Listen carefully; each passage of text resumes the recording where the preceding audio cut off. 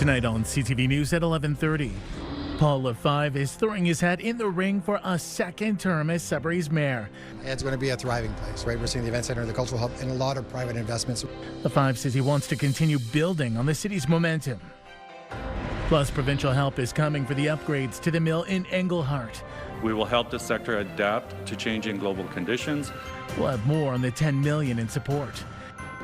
And solar has a community split in Sable Spanish Rivers. This is the first project of its kind, and this is a 4-year span. Some residents say council isn't protecting agricultural land. CTV News at 11:30 with Ian Campbell and Rick Wyman with weather. Good evening. Thanks for staying up with us. One person is dead following a crash between a passenger vehicle and a commercial vehicle on Highway 17 near Sault Ste. Marie. Around 8 this morning, Algoma OPP were called to the scene near Gordon Lake Road on Highway 17 in Johnson Township. The driver of the passenger vehicle, a person from British Columbia, was pronounced dead at the scene. The passenger in the commercial vehicle sustained minor injuries. The highway has since reopened. North Bay police have laid 26 charges against 3 individuals in connection to a home invasion involving intimate partner violence. Police say they responded to a report of gunshots in the First Avenue East area Sunday morning. The 3 co-accused reportedly went to a home where a physical altercation took place, during which time a firearm was allegedly fired. Police arrested the 3 accused and seized the weapon. They face weapons-related charges along with spousal assault, breaking, entering, and harassment. We're learning more about what led to the sudden resignation of Callander's mayor and a councillor days before Christmas. According to the town's integrity commissioner, both the conduct of Mayor Rob Noon and Councillor Irene Smith was determined to constitute workplace harassment when dealing with the municipality staff. It goes on to say while some individual occurrences were isolated, others were egregious and formed a pattern of conduct over time that adversely affected staff, contributing to strain in workplace relationships and had an impact on the workplace itself. While at times referencing them individually, the report goes on to say in part collectively, it is clear that the failure of both respondents to abide by their role as elected members of council and their inappropriate actions towards staff had a significant adverse effect on staff and the municipal workplace and could not be tolerated. Deputy Mayor Jordy Carr was elevated to the mayor for the remainder of the term. The integrity commissioner went on to say it's recommending to no penalty, seeing as both Noon and Smith have resigned their positions.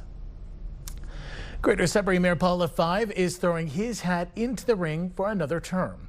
The 5 making the announcement tonight in the city's south end over the dinner hour. Surrounded by family and friends, the businessman and politician told media this is about continuing the real momentum that's been built over the past 4 years. He tells CTV News there will be a lot on his to-do list if re-elected, including the building of new homes and continuing the transformational work downtown. It's going to be a thriving place, right? We're seeing the event center, the cultural hub, and a lot of private investments. We're actually seeing housing investments for the first time in a generation in our downtown. So we believe in our downtown, but at the same time, we need to invest in our communities, and we're doing that as well. But certainly a thriving downtown, a healthy downtown, creates a really vibrant place that everybody wants to live in, and we can be proud of. That was not the case 4 years ago, and that's where we're seeing, that's where we're trying to build.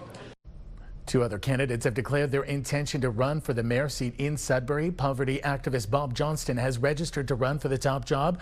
Johnston ran for the mayor seat in 2022 and ran as a councillor for Ward 1 in 2018. And Ward 11 councillor Bill Leduc is also running for mayor. Leduc was first elected to council in 2018 and re-elected in 2022. Provincial funds are coming to advance the soon-to-be-complete Georgia Pacific upgrades at the wood processing mill in Englehart.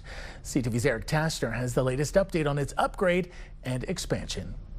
Positioning the sector for that growth. A show of confidence in the future of the oriented strand board mill in Englehart. Early construction is now underway. After Georgia Pacific announced last summer it's spending $191 million to upgrade and modernize the mill, the Ontario government is throwing its support behind the project with $10 million of its own. We will help the sector adapt to changing global conditions. and we will grow investment markets and demand for Ontario wood. The mill produced its first board in 1983, and since then it has gone through little upgrades over the course of its over 40-year history. In 2010, the mill was acquired by Georgia Pacific, who chose to modernize the facility. In a highly competitive global market, efficiency is only part of the equation.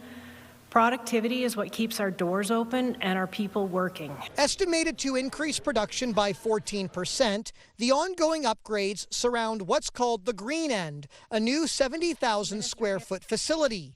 It's the part of the mill where logs are processed for cutting and turned into oriented strand boards, a key component in new home construction. We are transforming how we manage our wood fiber right from the start. A third of the mill will be upgraded with new technology, and it will protect more than 220 direct jobs and hundreds of other indirect jobs within the surrounding area. Forestry has always been a major part of life in Englehart and supports truck drivers, contractors, equipment operators, mechanics, local business and retailers. The mill is considered Georgia Pacific's flagship facility and is responsible for more than 25% of its overall production. The company will also acquire a thermal energy system to use wood byproducts for heat and power, supporting sustainable forest management by maximizing fiber value. This partnership is a game changer for us. The expansion should be complete in early fall 2027. Eric Tashner, CTV News, Earlton. At Queen's Park, new reports from Ontario's Auditor General include some troubling findings. One of the issues raised, commercial trucking schools are improperly training drivers who end up on Ontario roads. CTV's Siobhan Morris has details. They're powerful machines rumbling down Ontario's roads and highways. But the Auditor General's raising new questions about the training some truck drivers are getting.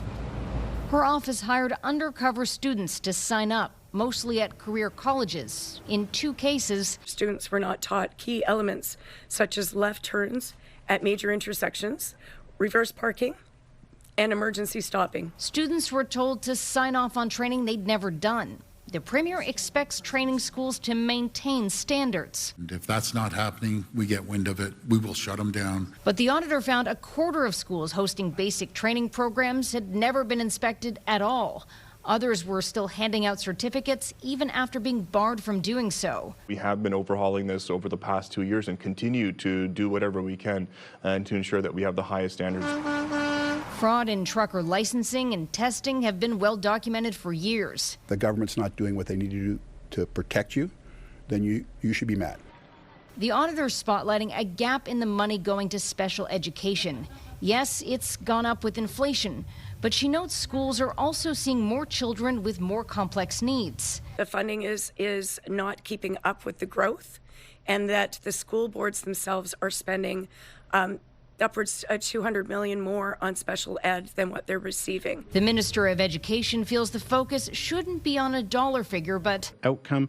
On the surface, would more EAs make sense? Perhaps, but only if you look at the actual mix. What does that student require? Callander admits the ministry hasn't done a good job of tracking outcomes or setting standards for when a child with special needs is excluded from a classroom. This report very clearly tells him what we have been saying, what parents have been saying, what educators have been saying. They are failing our children, and they are putting them in harm's way. Siobhan Morris, CTV News. Canadore College in North Bay has announced its restructuring plans because of low enrollment and financial pressures. CTV's Madison Merrier reports. Canadore College shared they are winding down the West Parry Sound campus. Certainly creates a bit of a dilemma as to how, we're going to move ahead. Now, one of the things is we have a little bit of time because they still have to run their programs for about another year to get those that are in the system through their courses so they can graduate.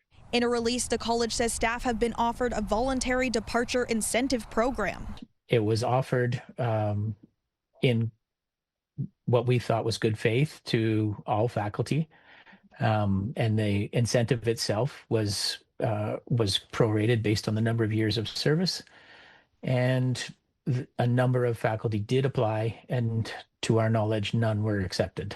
Faculty at the West Parry Sound campus are contract employees and not part of the incentive, and it is unclear at this time if support staff have had their requests approved. Canadore College told CTV News they're not providing further comments at this time. However, in a press release, they say, in part, Canadore continues to face the impacts of lower enrollment and increased financial pressures. They're having to cut back.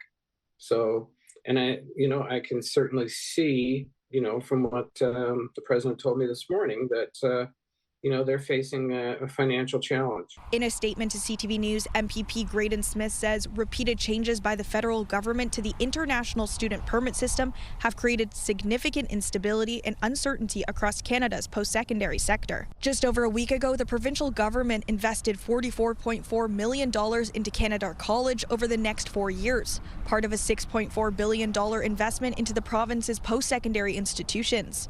Madison Merrier, CTV News, Sudbury. There continues to be division in Sable Spanish Rivers Township over a proposed solar panel project. Some residents say the municipal council isn't protecting agricultural land. CTV's Angela Gemmell reports. Nothing will be planted here this spring. This is where a solar panel project is to be built in the coming years, a project that's still generating concerns. This is the first project of its kind, and this is a 4-year span where these projects are going to be coming up. So how much of our agricultural land will be taken away over that time? Sable Spanish Rivers Township Council approved the 150 megawatt solar facility by Potentia Renewables. The company recently secured a contract with the independent system electricity operator and has leased this 600-acre property about 12 kilometers outside of Massey. Some residents have environmental concerns since a freshwater cold spring is just meters away. The township is the one that should say we're protecting the farmland. This farmer says the municipality isn't adhering to its own land use plans and fears the solar facility will continue to eat up farmland. What will happen is they'll say, yes, we have this done on these 2 areas. Well, now that you've said yes to that, how about this area, this farm? And that's not in line with what the township says there in their land use plan. It says they'll protect land class 3, and they're not doing that. We will be involved with site plan control and making sure that all the T's get crossed and all the I's are dotted. The farmer who's leased the fields over the past 4 years did not want to appear on camera, but told CTV News he had wanted to expand his operations, but can't do that now. A statement from the company says, in part, Potentia takes all concerns raised by the public seriously and values the relationship we have with our host communities. Potentia says it's planning the first of 2 public meetings for this August, with informal drop-in sessions in the coming months to answer questions. The project has a targeted operational date of November 2029. Angela Gemmell, CTV News, Massey.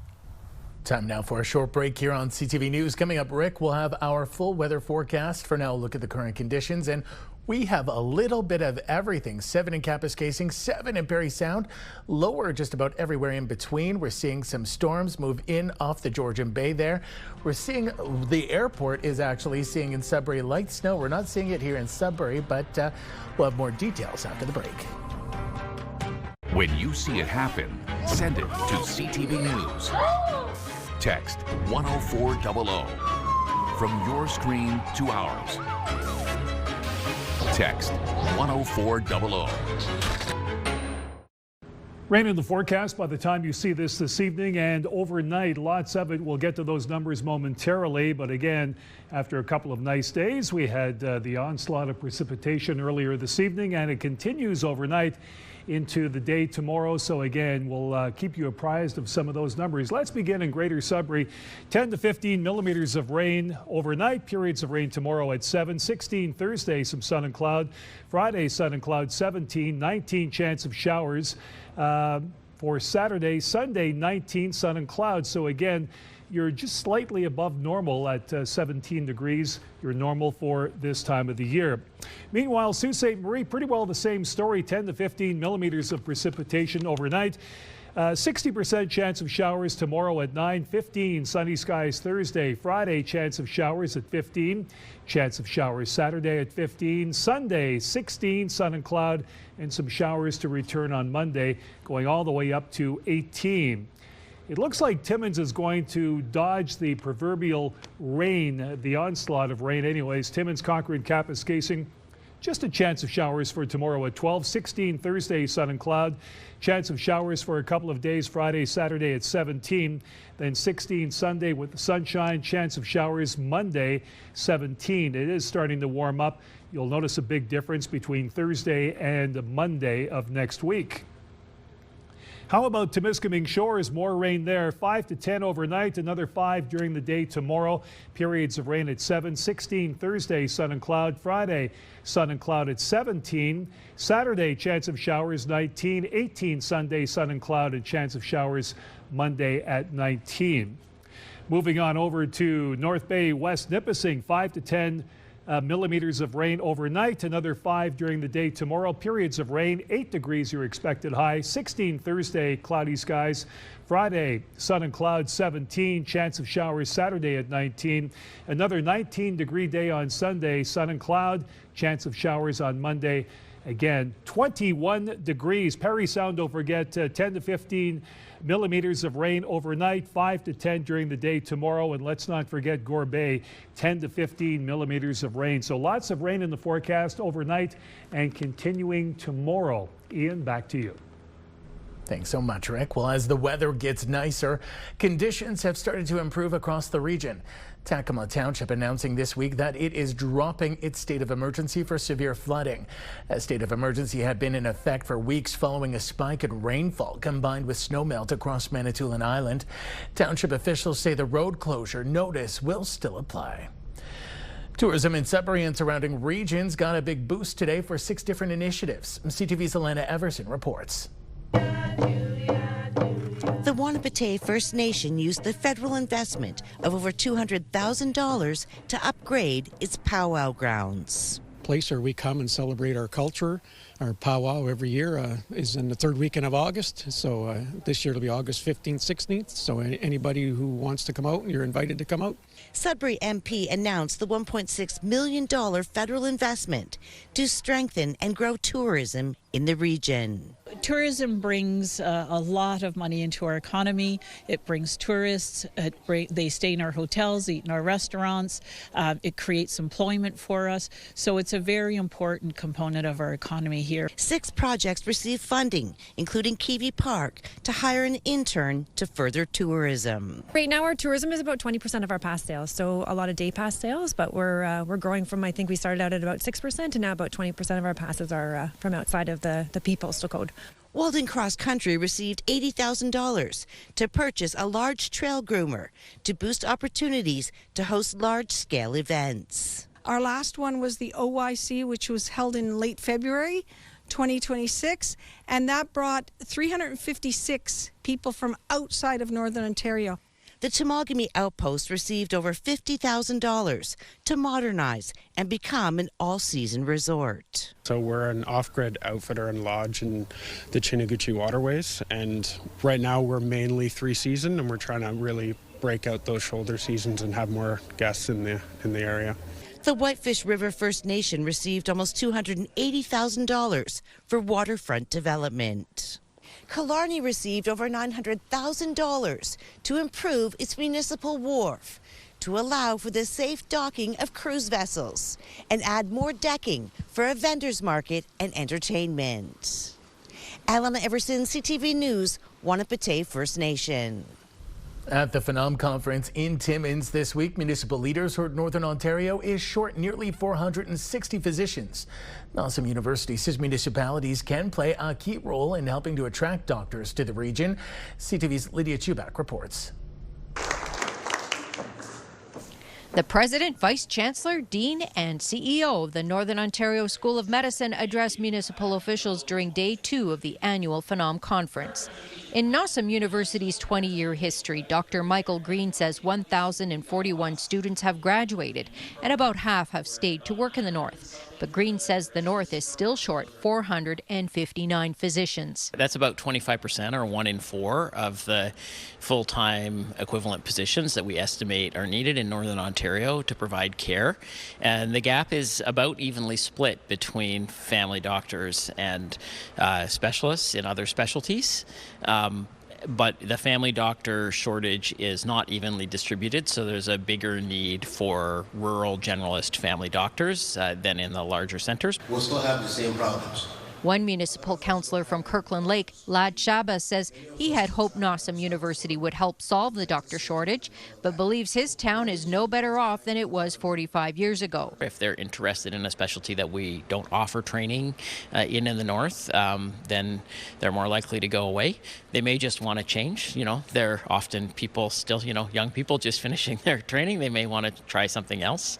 Rick Dumas, the mayor of Marathon and president of the Northwestern Ontario Municipal Association, asked what communities without the money to hire their own physician recruiter can do. I know there's a lot of talk around financial incentives. I don't think those are the best route or the main driver.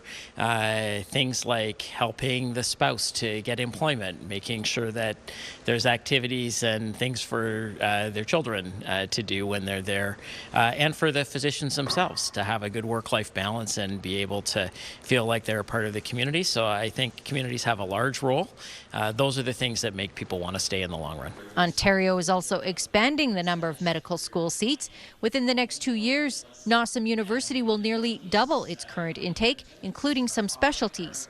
Green says it takes between 6 and 10 years to train a physician, meaning communities may not see improvements right away. Lydia Chubak, CTV News, Schumacher. Still ahead tonight on CTV News. Some Saultites are honored by the city police for stepping up in an emergency.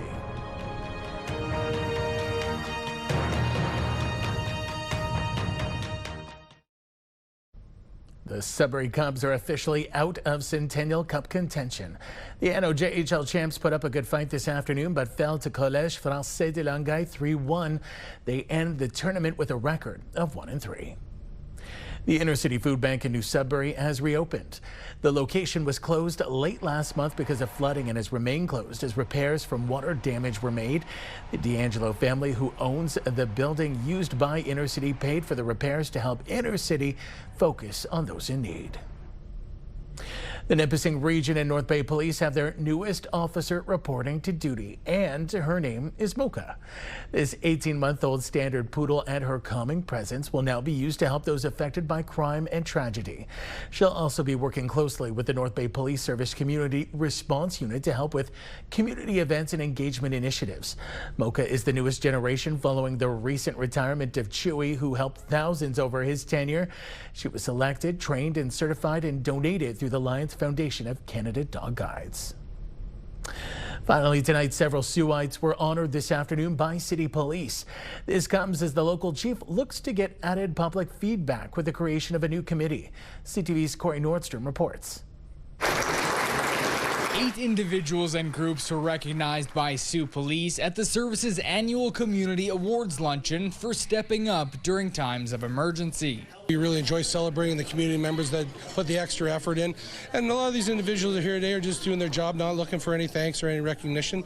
But, gives us a great opportunity to build that relationship we have with the community and recognize some of the outstanding work that's being done in our community. It represents the best of what Sault Ste. Marie is, which is people caring for their neighbors, people helping out in times of need, and people giving back through organizations and through events and charity events to causes that matter to them. Sault Police also announced they've begun accepting applicants for the newly formed Chiefs Community Advisory Committee. Chief Duguay says the Police Services Board is aiming to improve transparency, and this is something done in other jurisdictions. We certainly have a opportunity through this committee to get their view on what we could be doing better, although they don't have any direct impact on operations or governance.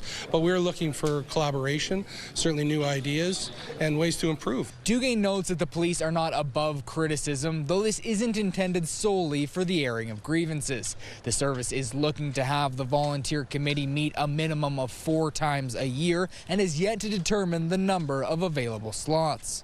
I see great advantages in our policy making, recruitment, things like that. So yeah, for myself as the chief and for the police service in general, I think having that connection with the community will have a great benefit in the future. Applications can be found on the service's website. Interested residents have until June 9th to apply.